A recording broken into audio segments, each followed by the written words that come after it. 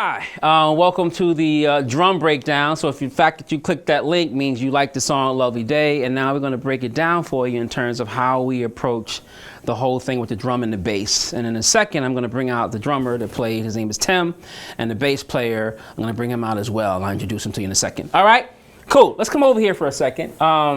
So whenever you get a piece of music, the first thing you see is the title. And the title of this song is called Lovely Day. And the next thing you're gonna see is the BPM. And oh my gosh, I think I forgot what the BPM was for this song. We were at 120 or 127, I think, or something like that. It was pretty fast at where we were playing.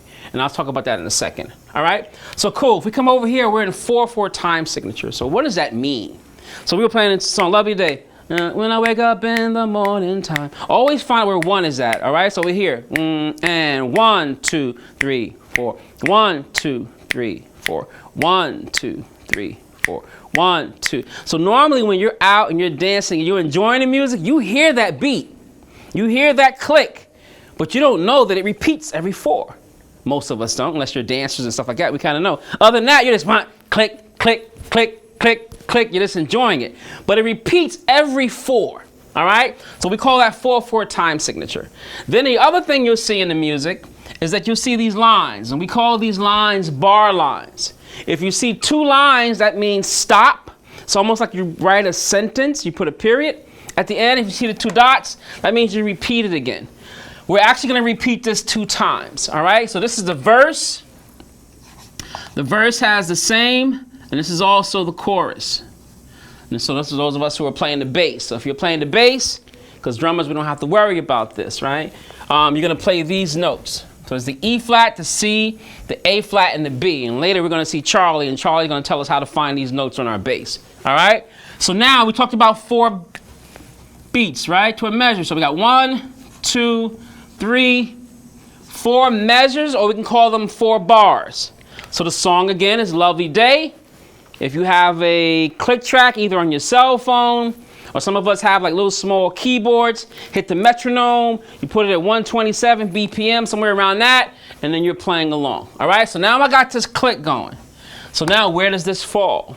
All right, so I have 4 measures to play. I have 1 measure to play this. I have 4 beats, 1 measure to play that E flat. But later on, Charlie's gonna give us the rhythm that he was playing, all right? So, there's actually he was doing C, A flat, 2, 3, 4, B. But technically, he could have done this: E, 2, 3, 4, C, 2, 3, 4, A flat, 2, 3, 4, B, 2 times, E flat, 2, 3, 4, C, 2, 3, 4, A flat, 2, 3, 4, B. The only thing different is that he gave it a different rhythm. And we're going to talk about that rhythm later. So now, what do you need to know so far? You need to know that we have 4 beats in a measure. This is a song Lovely Day, so you can write this down. Your BPM is about 127, right? You're going to play this part 2 times. The next thing you need to know is where to find these notes. Then there's something we call the bridge in the song. That's the change part. Where they go, then I look at you, and the world's all right with me. That part. There's only 2 notes. There's a C sharp, and then we repeat the E flat, all right? So you're gonna already learn where that's at. You'll learn the C sharp. And this happens 4 times. So there's that double line that tells us the end of that thought. There's the 2 dots that tells us we're gonna repeat it. How many times? We just said 4 times. Dun dun dun dun, dun dun dun dun, dun dun dun dun, dun dun dun dun. So that's gonna happen 4 times, and then we're right back to the top of the song. All right? So far, if you're following me along on this part, you are good. So now all you got to know is what does it feel like and where do I put these things so it feels the way in which we played it. All right? And to do that, we're going to go check out Charlie and we're going to check out Mr. Tim right now to break us down for their instruments. All right? So hold on, and you know, I'm going to be right back. And we're back. All right? I want to introduce these guys to you. You saw them in the video. This is Timmy Tope. All right, and here we have, I know you, his name is Charlie. In fact, let's give it up for Charlie. Charlie just graduated high school, folks. And then over there on the drums, you might have seen him on the Dream With Me video, did a great job. His name is Aiden. And Aiden's only 2 years old. Very talented young man. So you can do it. He likes to eat, which is why you say he's 2 years old. You know, but no, Aiden, you're 11? Yeah. Wow, man. You know, you're growing pretty fast. But in any event, that's my opening here. So these guys are going to break the rhythm and stuff down. So we already talked about the notes and stuff to play. So Charlie, we're going to start with you first to make sure that people can find the notes on their bass. So I see that you're playing a 4-string today, and it's a fretted 4-string. So fretted mean, guys, so each one of these is a fret, because we have non-frets as well. So Charlie's making it very easy for us, and he's not playing a 5-string today, which is great, because he also plays 5-string, which makes it a little bit easier. So the notes that we need to find, Charlie, is the E flat. So first of all, give me the open string. So what string is this? This is open E string. That's the open E. When he says open, he's not hitting anything on the fret. It's just a string by itself. And this is an open A string. That's the A. The next one is the open D. D. The next one is the open G. G. So even if you have a guitar at home and you want to learn the bass part, you can still do it by using the first 4 strings. And whenever you tune your guitar, your bass, you want to tune to those notes that he just mentioned to you, the E, A, D, G, B.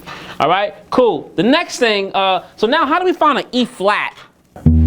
Awesome. So you're on the 2nd string, the A string. Which fret are you on? This is the 6th fret on the A string. 1, 2, 3, 4, 5. He can count. You something else, man. Absolutely. So he's right. So 2nd, 1, 2, and it's the 6th fret. Great. So how do we find the C, Charlie? C, which is on the 3rd fret on A. So boom. 1, 2, 3. 2nd string again. Wow. Great. And then we have the A flat. A flat, which is fret number 4 on E. Fret number 4, 1st string. Very good. So far we're only using the first 2 strings, which is nice. And then we have the B. B, which is fret number 1, 2, 3, 4, 5, 6, 7th fret on E. So how do I play a C sharp? C sharp, fret 4 on A. Okay. And then you already gave us the E flat. We'll show them again. Perfect. Guess what, folks? That's the whole song. All we have to know now is the rhythm that he was playing, right? So we have all of our notes, and we know we got to play this here 4 times, 2 times, and then we play this part here 4 times. Right. So now we got to get the rhythm that you were playing. All right. So Tim, can you break us? First of all, play the Lovely Day. I want to show something first. Play the song Lovely Day on your bass. 4, 1, 2, 3, 4, 2, 2. Again. 1, 2, 3, 4, 2, 2, 3, 4, 3, 3, 4, 4, 2, 3, and stop. All right, so great. So Tim, do me a favor. Just play me a basic 4/4 beat, just straight. You know. All right. Yeah. 1, 2, ready, and.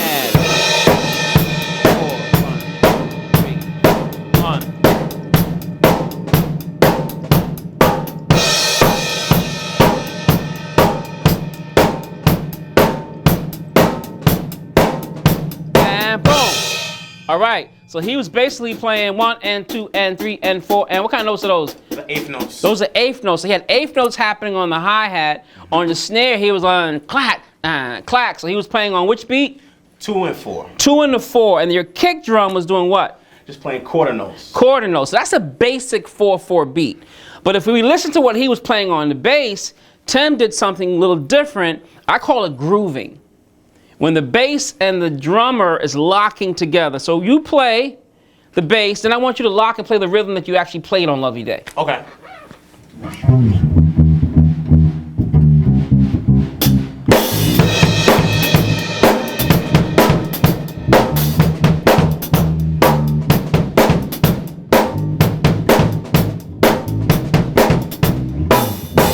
Man, that sounded so much tighter. And the only thing you really changed was the kick drum pattern. The kick. Yeah. So the kick is playing the same thing he's playing, boom, boom, boom, boom, boom, boom, boom, boom, as opposed to the straight beat that he was playing before. So now it makes them sound so much more tighter. So drummers, listen to me. I always say that a good drummer, I don't know if you know what I say about drummers. I always say that a good drummer just keeps good time. A great drummer leads into changes. Leads you in and out of changes really well. So can you talk about that? So we have our verse, and then we go into this bridge. Do you do anything to take us into the bridge? Absolutely, Mr. Harris. In fact, there are two things that we show in drum class that I show. One thing is crashing on the one, and also using a drum roll, maybe to transition into a different part of the song. These two things are used to show transitions into different parts. Lovely. Can you demonstrate that by doing 8 bars of this verse and then going into the bridge? Yes. And can you play so people can hear where we are? Yes, sir. Here we go. 1, 2, 3.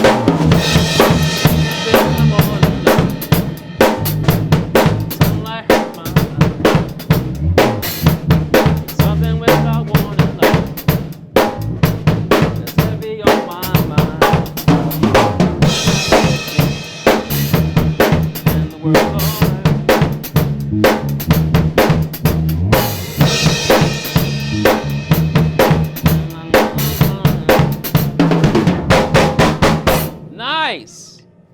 Nice. Okay. And you actually even doing those says bop, bop, bop, bop, bop. Yeah. So as opposed to just playing through it. And how important is that? And what does that do for the band when you lead us in all these changes and you play all these hits with us? Like, it's very important because if you're in a certain part of the song, you can forget where you are based off of how or where you're playing for something. For example, if I start on the hi-hats, I may play hi-hats on a part of the song like the verse. But if I go to the bridge, I may move to the ride cymbal or do a drum roll and transition to go to the bridge to go to the ride cymbal. Nice, nice. Yeah. Nice. And so we're going to continue to break this stuff down. So we'll have Tim come and just do a drum class for us, right? In terms of grooving, how to play in and out of different rhythms, how to play, you know, one time on top of the other, and then all these tricks that he has tricks for days. But we're not going to go through that right now, all right? So what I want to do right now is as you guys take us out, and we have you over there, sir, who is amazing also on the drums. We're going to all play together, all right? So we're going to have 2 drummers playing and a bass player playing. We're going to play the verse, we're going to do the bridge, and then we're going to do that walk down that we do on da da da da, all right, that we play as well. All right, so as you guys listen on the way out, you have enough information, you got it.